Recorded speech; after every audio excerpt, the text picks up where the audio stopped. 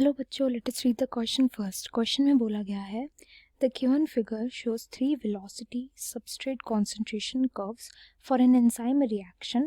What do the curves x, y and z depict respectively? Option 1 says x is normal enzyme reaction, y is competitive inhibition and z is non-competitive inhibition.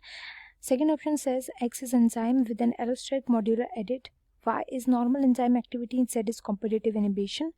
Third says X is normal enzyme reaction, Y is non-competitive inhibitor added, Z allosteric inhibitor added. Z is allosteric inhibitor added. And last option is that X is normal enzyme reaction, Y is non-competitive inhibitor added and Z is allosteric inhibitor added. तो question में हमसे पूछा गया है कि यहाँ पर जो ग्राफ दिया गया है वो initial velocity and substrate concentration के अगेंस्ट दिया गया है for an enzyme reaction. And यहाँ पर ये जो बता रहा है ये क्या है, ये जो डॉटेड लाइन है इसको बोला जाता है वी मैक्स। वी मैक्स क्या होता है? V max is nothing but ये बताता है कि जब भी रिएक्शन का जो रेट होता है वो मैक्सिमम पहुँच जाता है तो मैक्सिमम जो रेट ऑफ रिएक्शन होता है वो हम वी मैक्स के थ्रू बताते हैं। तो ये डॉटेड लाइन हमें वी मैक्स बता रहा है। तो यहाँ पर जो की कॉन्सेप्ट हम यूज़ करेंगे वो होगा एंजाइम्स का। एंजाइम्स के बारे में हम स्टडी करेंगे। तो एंजाइम्स होते क्या हैं? एंजाइम्स होते हैं बायो कैटलिस्ट। बायो कैटलिस्ट होते हैं। इनका फंक्शन होता है कोई भी रेट ऑफ रिएक्शन को, रेट ऑफ रिएक्शन, किसी भी रिएक्शन का एक रेट होता है कितनी रफ्तार से वो रिएक्शन चल रहा है एंड उसकी रफ्तार को इंक्रीज करने का फंक्शन होता है बायोकेमिकल रिएक्शंस में इन एंजाइम्स का फंक्शन होता है। अब एंजाइम्स जो होते हैं इनका स्ट्रक्चर कैसा होता है कि सपोज ये एंजाइम है, इस एंजाइम्स के साथ आकर के सबस्ट्रेट बाइंड करता है, सबस्ट्रेट के साथ बाइंड करके एंजाइम सबस्ट्रेट कॉम्प्लेक्स बनाता है एंड देन एंजाइम क्या करता है, इनका प्रोडक्ट बना देता है, सबस्ट्रेट का प्रोडक्ट, एंड देन ये प्रोडक्ट लीव कर जाते हैं। तो ये क्या करता है, एंजाइम क्या करता है, बस एक साइट प्रोवाइड करवाता है या एक सरफेस प्रोवाइड करवाता है रिएक्शन के लिए एंड जल्दी जल्दी से रिएक्शन हो जाता है। तो जिस भी सरफेस पर आकर ये बाइंड करते हैं यहाँ पर जो सबस्ट्रेट होते हैं उस साइट को बोला जाता है एक्टिव साइट। एक्टिव साइट, केवल एक्टिव साइट ही अवेलेबल नहीं होती एंजाइम्स के अंदर, एक और टाइप ऑफ साइट अवेलेबल होती है जिसको बोलते हैं allosteric site. Allosteric site, and इस एलोस्टेरिक साइट पे आकर के कौन बाइंड करता है, यहाँ पे आकर के बाइंड करता है इनहिबिटर। इनहिबिटर, इनहिबिटर क्या होते हैं? इनहिबिटर का स्ट्रक्चर जस्ट सबस्ट्रेट की तरह ही होता है, इसलिए एंजाइम इनको सबस्ट्रेट से कंफ्यूज कर जाता है। ये इनहिबिटर आकर के एलोस्टेरिक साइट पे बाइंड करते हैं, एलोस्टेरिक साइट पे बाइंड करके एंजाइम का जो कॉन्फ़िगरेशन होता है, एंजाइम का जो कॉन्फ़िगरेशन या फिर उसकी जो शेप होती है उसको चेंज कर देते हैं, शेप को चेंज कर देते हैं। एंड ये एलोस्टेरिक साइट जब इन एलोस्टेरिक साइट पर इनहिबिटर बाइंड हो जाता है, एंजाइम की शेप जब चेंज हो जाती है तो इस वजह से जो रिएक्शन होता है उसका रेट या तो डिक्रीज हो जाता है या फिर रिएक्शन होना ही बिल्कुल बंद हो जाता है। तो ये मेन कंसेप्ट है इस क्वेश्चन का।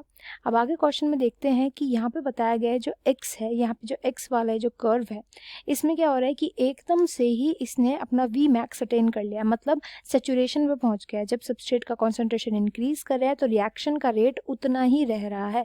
इसका मतलब यहाँ पे x जो बताता है वो बताता है normal enzyme reaction. Normal enzyme reaction, normal enzyme reaction का मतलब क्या होता है कि कोई सबस्ट्रेट बाइंड किया एंजाइम के साथ, इसने बनाया substrate enzyme complex, substrate enzyme complex बनाने के बाद हमारे पास आ जाता है एंजाइम एंड प्रोडक्ट। ये नॉर्मल रिएक्शन चल रहा है इस एक्स वाले में।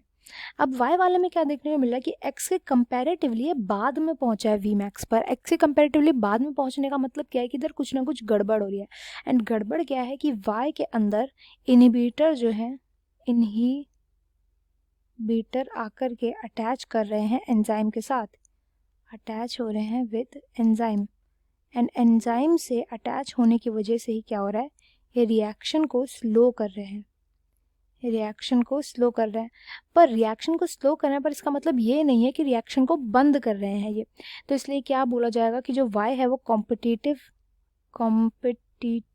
इनहिबिशन दिखाता है, कॉम्पिटिटिव इनहिबिशन दिखा रहा है, यानी compete कर रहे हैं ये सबस्ट्रेट के साथ। तो जब सबस्ट्रेट का कॉन्सेंट्रेशन इंक्रीज होता है, इंक्रीज होने के बाद ही ये जो रिएक्शन है यहाँ पर वी मैक्स तक पहुँचा है। द नेक्स्ट दिखाया गया है जेड कर्व। अब जेड कर्व में देखेंगे तो ये तो वी मैक्स तक पहुंचा ही नहीं है। इसका मतलब क्या है, इसका मतलब ये है कि जितने भी इनहिबिटर थे ये सभी इनहिबिटर आकर के एंजाइम के साथ अटैच कर गए हैं।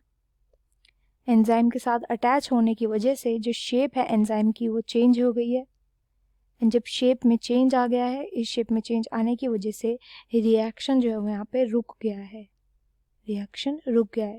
रिएक्शन रुकने का मतलब कि ये जो एंजाइम है ये पार्टिसिपेट नहीं कर रहा है इस रिएक्शन में, इसलिए जो सबस्ट्रेट का कन्वर्जन हो रहा है प्रोडक्ट में वो नॉर्मल तरीके से हो रहा है। और नॉर्मल तरीके से कभी भी रिएक्शन जो है अपनी मैक्सिमम रेट में नहीं पहुंचता, तो इसलिए जेड कभी भी वी मैक्स तक पहुंचा ही नहीं है।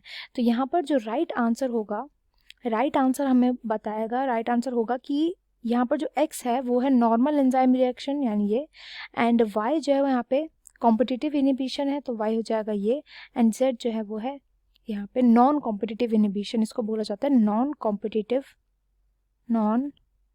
Competitive inhibition. यानी यहाँ पे कंपटीशन ही नहीं है, इनिबिटर सीधा आकर के एंजाइम को डिस्ट्रॉय कर रहा है, उसकी शेप को चेंज कर रहा है। तो Z जो है यहाँ पे ये हो जाएगा। तो इस क्वेश्चन का राइट आंसर होगा option number 1। I hope you understood well. Best of luck and thank you.